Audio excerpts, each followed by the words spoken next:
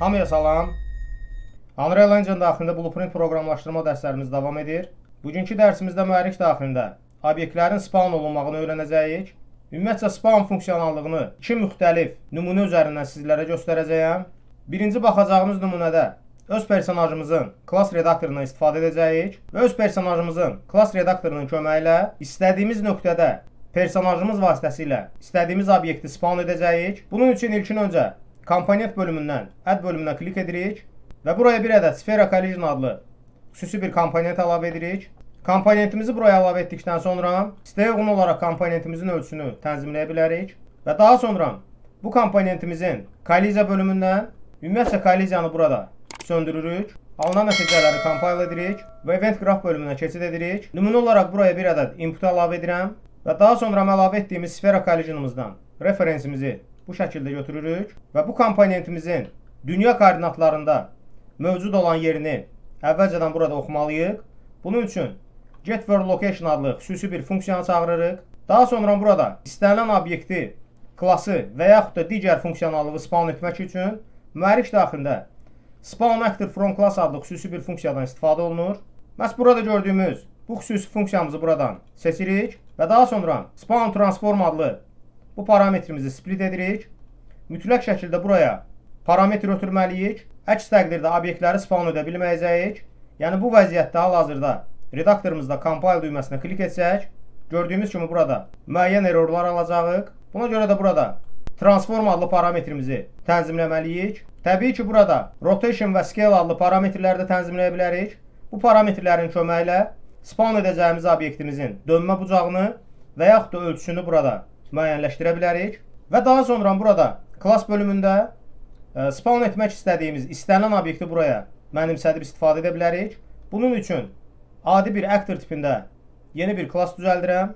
Bu klassımızı kub olaraq adlandırıram və sadəcə olaraq add bölümündən bir ədəd buraya kub əlavə edirəm və əlavə etdiyimiz kubumuzun nümunə olaraq fizikasını bu bölümdən aktivləşdirirəm və daha sonra save düyməsinə klik edib bu klassımızı bağlayırıq və yenidən personajımızın class redaktoru daxilində SpawnActorFromClass adlı funksiyanın class parametrinə bu yeni düzəltdiyimiz klassımızı bu şəkildə mənimsədirik və compile düyməsinə klik edirik və oyuna başlayırıq. Oyuna başladığımız zaman əvvəlcədən təyin etdiyimiz klavişə klik etdiyimiz anda personajımızın ön hissəsində əlavə etdiyimiz Sphere Collision adlı komponentimizin yerləşmə yerində bizim digər bir klassımızı hal-hazırda spawn etmiş olduq və bizim personajımız istənilən istiqamətdə biz bu klavişə klik etsək, gördüyümüz kimi həmin nöqtədə bu klassı spawn etmiş oluruq. Obyektlərin spawn olunmağı üzrə digər bir nümunəyə baxaq.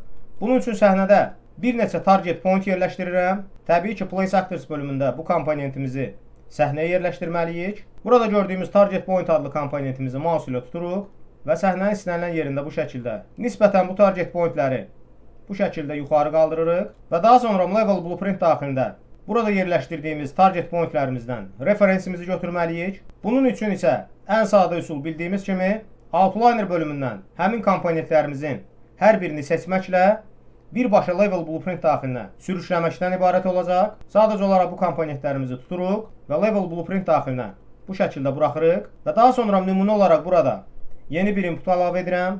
Inputumuzu əlavə etdikdən sonra yenidən SpawnActorFromClass adlı funksiyanı çağırıram. Funksiyamızı burada çağırdıqdan sonra class bölümünə daha öncə təyin etdiyimiz klassımızı buraya mənimsədirik və daha sonra hər üç target pointimizdə təsadüfi şəkildə burada təyin etdiyimiz kubumuzun spawn olunmağını istəyiriksə, təbii ki, hər üç target pointimizi bir massiv daxilinə salmalıyıq. Bunun üçün isə massivlər dərsindən bildiyimiz kimi MakeArray adlı xüsusi massiv funksiyasından istifadə etməliyik. Massiv funksiyamızı bu şəkildə çağırdıqdan sonra buraya 2 ədəd pin əlavə edirik və hər bir target pointimizi bu şəkildə birləşdiririk. Daha sonra array adlı çıxış parametrindən massivin get adlı funksiyasını çağırırıq. Bu funksiyamızı da çağırdıqdan sonra çıxış parametrindən getWorldTransform adlı xüsusi bir funksiyanı çağırırıq. Transform adlı funksiyamızı çağırdıqdan sonra çıxış parametrin birbaşa SpawnTransform adlı parametri ötürürük və daha sonra təsadüflüyü burada təmin etmək üçün get adlı funksiyamızın bu parametrindən pin çəkirik və burada Random Integer in Range adlı xüsusi bir funksiyanı çağırırıq və təbii ki, bu funksiyanın minimum və maksimum adlı diapazonlarını bu target pointlərimizin sayına uyğun olaraq tənzimləməliyik. Buradan da göründüyü kimi minimum diapazonumuz 0 olaraq müəyyənləşməlidir. Maksimum diapazonumuz isə 2 olaraq burada müəyyənləşdirməliyik və alınan nəticələri compile və save edirik. Səhnədə yenidən hazır nəticəyə baxırıq.